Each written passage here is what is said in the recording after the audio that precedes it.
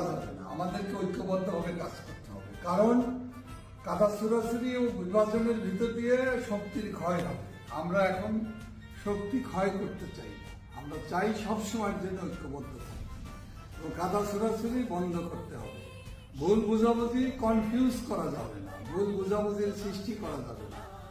কারণ এই সংকটের হাত থেকে জাতিকে মুক্ত করতে হলে, সংকট কাটিয়ে জাতির পিতার আদর্শের সোনার বাংলাদেশ বিনির্মাণ করতে হলে দেশরত্ন শেখ হাসিনার নেতৃত্বে ঐক্যবদ্ধভাবে আমাদেরকে লড়াই সংগ্রাম করতে হবে।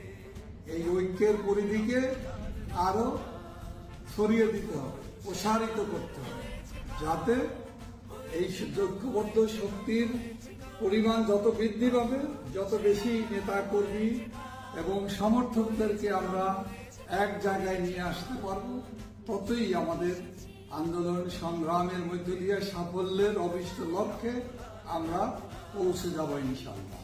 জয় বাংলা, জয় বঙ্গবন্ধু, বাংলাদেশ চিরজীবী হোক।